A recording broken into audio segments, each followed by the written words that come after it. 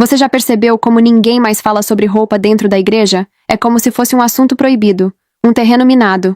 Mas, por quê? Será que é porque todo mundo já entendeu o que é certo? Ou será que o silêncio é uma forma de escapar da verdade? Então vou direto ao ponto. Já existe um manual, completo, claro, específico, sobre como um cristão, especialmente uma mulher cristã, deve se vestir. E não fui eu quem inventou isso. Está na Bíblia. Está nos escritos de Ellen White. Mas você já viu esse manual sendo aberto na sua igreja? Não. Sabe por quê? Porque as perguntas que ele responde são desconfortáveis. É pecado mulher usar calça? E se for larga, bonita, comportada? É necessário mesmo cobrir os braços e as pernas? Deus realmente se importa com isso? E os homens estão isentos? Só que o silêncio sobre essas questões não está resolvendo nada. Pelo contrário, o resultado está nos púlpitos, nos grupos de jovens, nas redes sociais, roupas que mais parecem vitrines da moda secular, corpos em evidência, vaidade disfarçada de elegância. E, no meio disso tudo, ninguém tem coragem de levantar a mão e perguntar: isso agrada a Deus?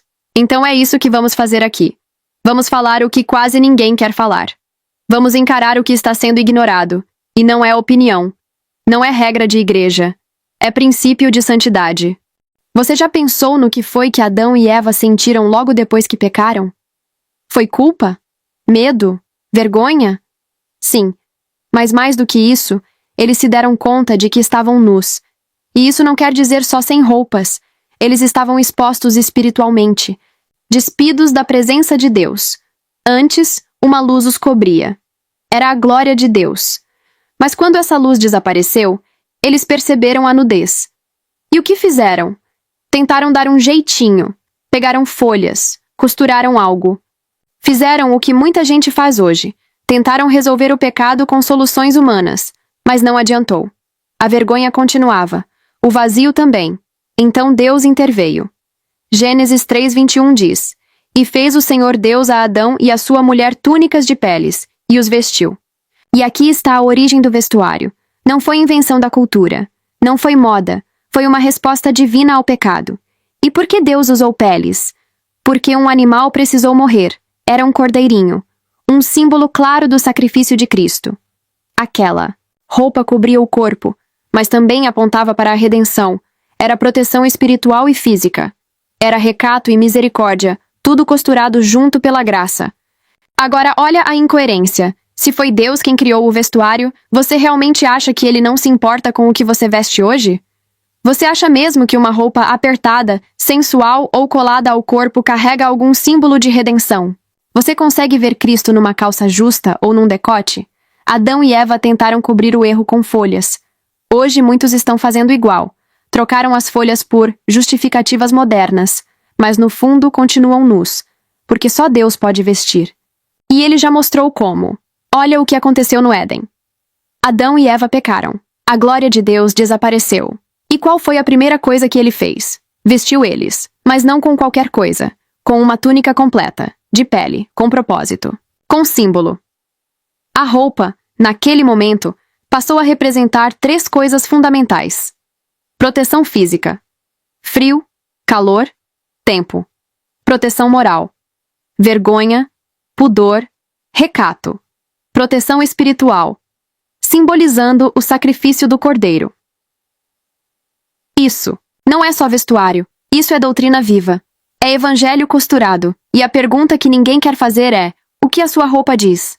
Ah, Deus vê o coração. Mas e se o coração estiver sujo e a roupa for só o reflexo disso? A roupa é como uma placa. Ela avisa antes mesmo de você abrir a boca. Essa pessoa é de Deus ou não é? Além de nos proteger moralmente, o que vestimos também deve proteger nossa saúde física. Até a saúde entra na equação. Deus pensa no seu corpo como um templo. E templo não é lugar para desfile, é lugar para glória. Então, se você está usando o corpo para chamar atenção, você não está glorificando, está profanando. Hoje em dia, essas 2 palavras parecem de outro planeta. Pudor e modéstia. Pouca gente sabe o que significam, menos ainda vivem isso. E o pior, dentro da igreja, virou motivo de piada. Mas vamos esclarecer de uma vez por todas. não com achismo, com Bíblia. 1 Timóteo 2:9 diz que as mulheres se ataviem em traje honesto, com pudor e modéstia. A palavra ataviar aqui significa se arrumar. Ou seja, Deus não quer a mulher desleixada. Ele quer ela bem vestida, mas com filtro espiritual. E esse filtro tem 2 nomes: pudor e modéstia. O que é pudor? É o senso interior que diz: isso aqui tá passando do limite. É a consciência que te faz cobrir o que não deve ser exposto. É o desconforto santo quando a roupa tá revelando demais. Pudor é quando o Espírito Santo sussurra: não é assim que uma filha do rei se veste. E se você já não sente mais isso, é porque o Espírito parou de falar. Ou você parou de ouvir. E o que é modéstia? Modéstia é equilíbrio, é simplicidade, é se vestir com bom gosto, sem chamar atenção pro corpo. Ellen White. Deixa claro. Uma vestimenta modesta é simples, de bom gosto, sem cores berrantes, enfeites exagerados ou detalhes que chamem demais a atenção. Testemunhos, volume 1, página 420. Em outras palavras, não é sobre feiura, é sobre reverência. Agora reflita. Quando você se arruma para ir à igreja, o que você pensa? Tomara que gostem do meu look? Ou, tomara que minha aparência glorifique o nome de Deus? Porque a roupa não é só estética. É mensagem, é sinal, é testemunho. E outra, isso vale para homens também. Tem muito rapaz dentro da igreja vestindo roupa colada, camisa aberta até o peito, calça marcando tudo. Sem pudor, sem modéstia, sem consciência. A santidade não tem gênero. E a reverência também não. Chegou a hora de fazer um teste rápido. Não precisa falar em voz alta. Mas responda com sinceridade. Imagina 2 pessoas entrando na sua igreja. Ambas são membros. Ambas são líderes. Mas o vestuário delas é completamente diferente. A primeira pessoa entra com roupas discretas, soltas, que não revelam nenhuma parte do corpo. A outra vem com roupas coladas, cortes modernos, cores chamativas, curvas marcadas. Agora a pergunta direta. Quem está refletindo modéstia? Quem está honrando a presença de Deus com o corpo? Você sabe a resposta. A verdade é que você enxerga, todos enxergam. Mas muitos perderam a coragem de falar. E o diabo ama esse silêncio. Enquanto ninguém diz nada, a sensualidade entra sorrindo. E a igreja vai se parecendo cada vez mais com o mundo. No palco, no banco, na plataforma, nos stories. Agora, vamos inverter. E se fosse você sendo observada? Se fosse seu nome ali na legenda, qual dessas se veste com pudor e modéstia? Você teria paz em responder, sou eu? Ou teria que dizer, depende da ocasião? Porque aqui não é sobre julgamento dos outros. É sobre como Deus está te enxergando agora. Ellen White escreveu. O caráter de uma pessoa é julgado pelo aspecto de seu vestuário. Educação, página 248. Não é superficialidade, é evidência. A forma como você se veste revela o que está sendo cultivado no seu coração. Então aqui vai o desafio real. Da próxima vez que for escolher uma roupa, pergunte: se Jesus estivesse me olhando, e ele está, eu usaria isso? Se a resposta não for um sim com paz, volte pro armário. O que te veste pode te condenar, ou pode te proteger. Vamos expor uma mentira bem popular entre os cristãos. No calor pode. Na praia tudo bem. É diferente, é só um biquíni, todo mundo usa. Deus entende. Será? A verdade é que não é o clima que define seu caráter, é o princípio. E se a sua fé evapora quando a temperatura sobe, talvez você não tenha fé, tem conveniência. No Éden, quando Deus expulsou Adão e Eva, ele sabia. Eles iam enfrentar sol escaldante, frio cortante, tempestades, e ainda assim, ele os vestiu completamente. Fez o Senhor Deus a Adão e a sua mulher túnicas de peles e os vestiu. Gênesis 3:21. Sabe o que isso significa? Nem o calor era desculpa para nudez.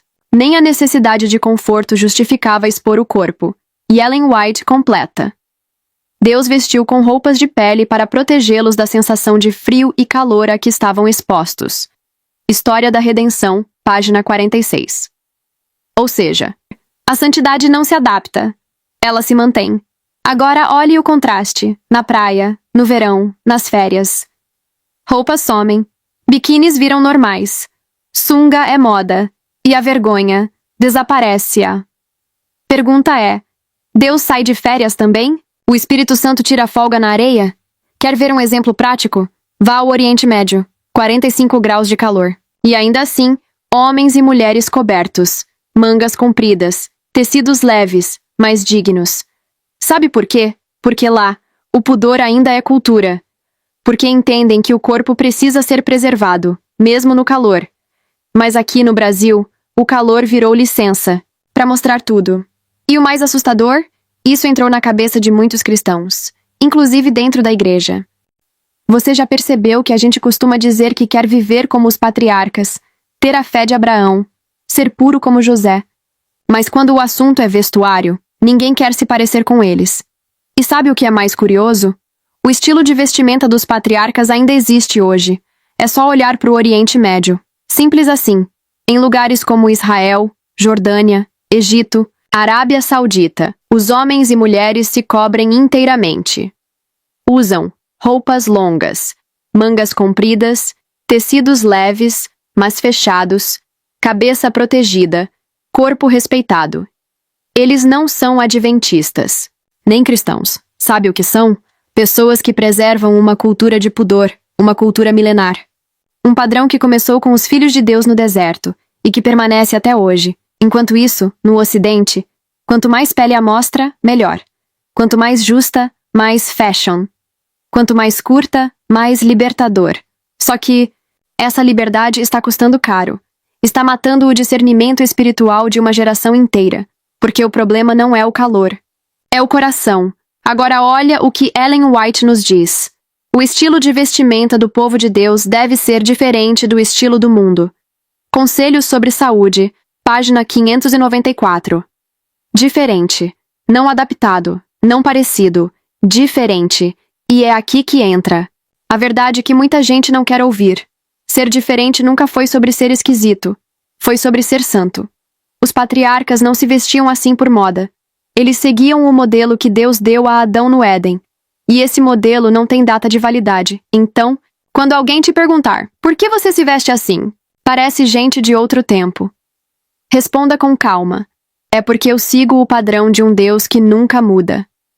Esse é o ponto que mais gera desconforto. O mais ignorado. O mais relativizado. E também o que mais precisa ser encarado com honestidade. Calça comprida é roupa de mulher diante de Deus? Porque a verdade é dura. Por muitos anos, a igreja adventista não aceitava calça para mulheres. Isso era consenso. Ponto final. Mas hoje, tudo mudou. Mudou por causa de um novo princípio. Bíblico? Não. Mudou por pressão cultural. Mudou porque a liderança foi se adaptando. E aí entra a pergunta que ninguém quer responder. Se foi Deus quem instituiu a distinção entre homem e mulher, e se o vestuário é parte dessa distinção, quem deu à mulher a liberdade de usar calça, a Bíblia já tinha avisado.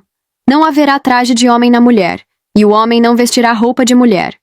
Porque isso é abominação ao Senhor teu Deus. Deuteronômio 22:5. Sabe o que é abominação? Não é pecadinho. É algo que Deus rejeita com nojo, com repulsa, com ira santa. No século XIX, surgiu o chamado vestido reformado, promovido por Amélia Bloomer. Era um vestido mais curto, com uma calça larga por baixo, e o que Deus revelou a Ellen White. Deus não deseja que seu povo adote o assim chamado vestido da reforma. Ele é um traje imodesto, totalmente inadequado às humildes seguidoras de Cristo. Testemunhos, volume 1, página 421.